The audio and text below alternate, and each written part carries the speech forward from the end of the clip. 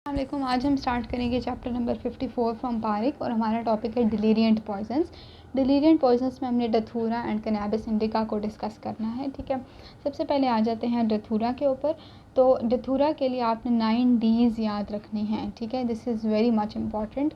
जो अब मैंने इतनी सारी इसके अंदर बातें लिख दी हैं, लेकिन ये पूरे चैप्टर को हमने इसके अंदर ही कवर किया हुआ है और इसमें से भी जो मैं बातों पे गौर करूँगी बताऊँगी आपको ज़्यादा इंपॉर्टेंट है। आप सिर्फ उन्हीं को याद रखेंगे तो आपका पेपर आराम से पास हो जाएगा। डथूरा के लिए 9 Ds याद रखनी है। आपसे वाइवा में भी पूछते हैं, MCQs में भी पूछते हैं और हर जगह पूछते हैं।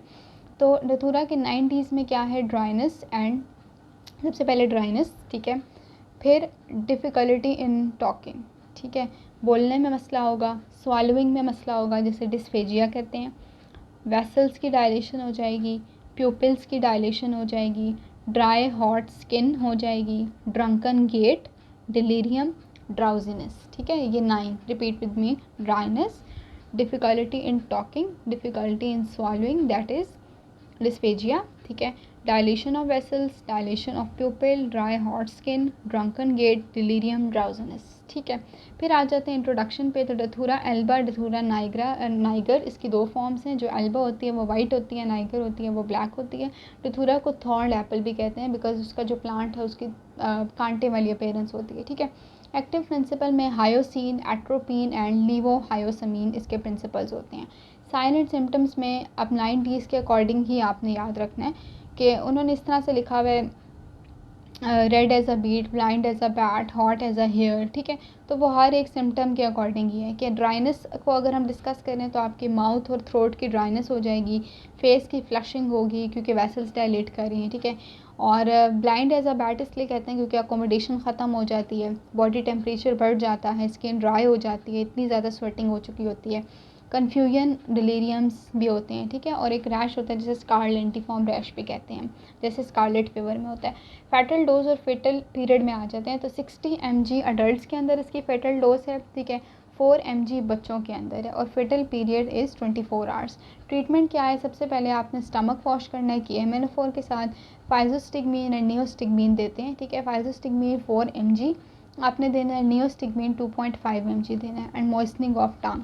पोस्टमार्टम अपीयरेंसेस ये वैसे ही हैं जैसे स्पाइक्सिया वाली होती हैं। ठीक है, डथूरा के सीड्स जो हैं वो स्टमक के अंदर मिलेंगे and also there will be congestion of GIT and it also resist putrefaction. Medico legal aspect ये स्टूपीफाइंग पॉइजन्स हैं। ठीक है, जैसे रोड पॉइजन है, किडनैपिंग वगैरह में इसको दिया जाता है। एक्सीडेंटल है अगर बच्चे ले लें, एफ्रोडाइसिक है यानी कि एक्साइटमेंट वाली सिचुएशन देता है। आगे आ जाते हैं कैनबिस इंडिका। कैनबिस इंडिका को इंडियन हेम्प भी कहते हैं। इसका जो एक्टिव प्रिंसिपल है वो है oleo resin and कैनाबिनोल।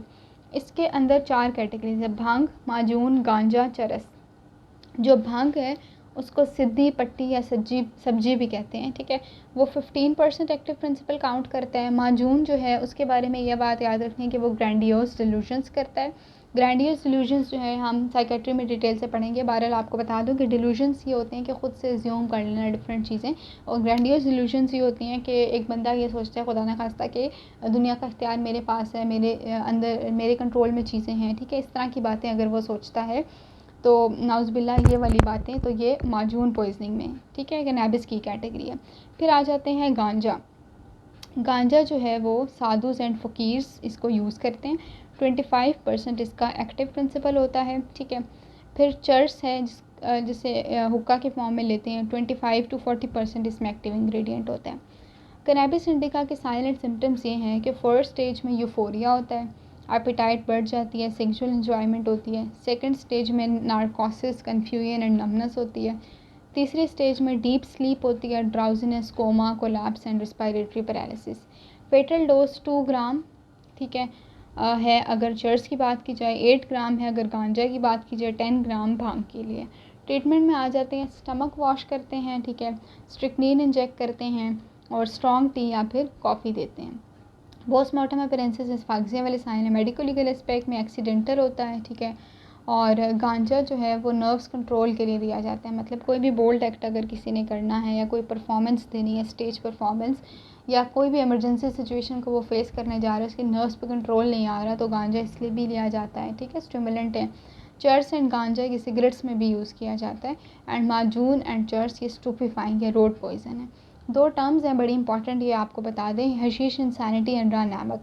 Hashish insanity delusions of grandeur, जो मैंने भी आपको डिस्कस किया आपके साथ, and persecution committing sexual jealousy crimes. ठीक है कि ये इसमें सेक्सुअल जेलसी क्राइम्स होंगे और डिल्यूजन्स भी होती हैं।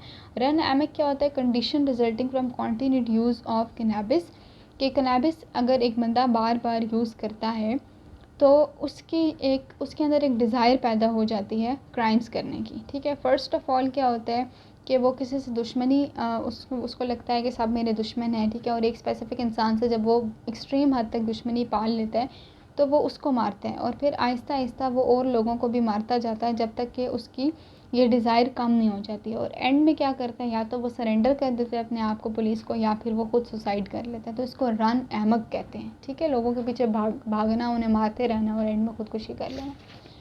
Okay, this is all about chapter number 54। Thank you.